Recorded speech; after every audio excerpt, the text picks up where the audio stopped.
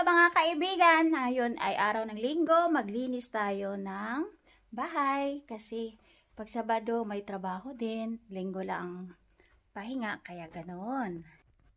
Maraming salamat mga kaibigan sa mga nanood sa aking video, sa aking munting video, kahit 1 minuto lang at saka alam nyo na kahit konti ang views ko, kumikita pa rin ako. Kasi hindi ako nang-skip ng harang pag nanonood ako ng mga videos. At saka yung mga kahit anong palabas sa YouTube, hindi ako nag-skip ng harang. Kaya doon ako kumikita sa harang nila. Ayan, kasi pag nanood tayo ng harang, kumikita din tayo.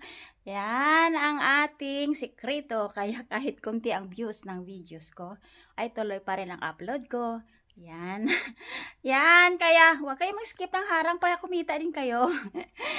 Kaya ngayon linggo, ako ay maglinis ng aking bahay.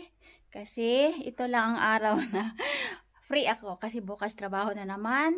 Minsan 10 hours ang trabaho. Kaya habang may trabaho at malakas, kaya trabaho, 'di ba?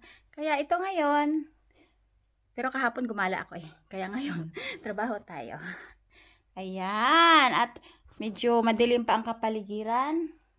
Malungkot pa, kaya sa loob ng bahay ko ay mga may bulaklak ako. Oh, ang cute ng bulaklak ko, 'di ba? Yan.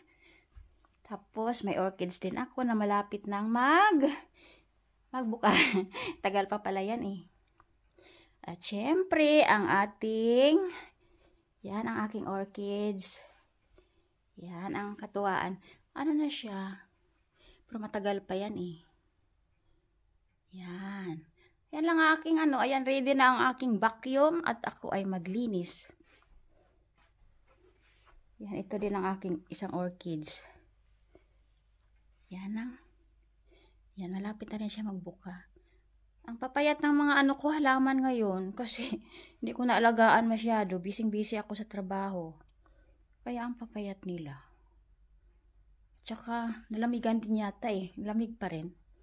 Sa labas wala na akong bulaklak. Naubos na. Kaya ayan mga kaibigan, maraming salamat.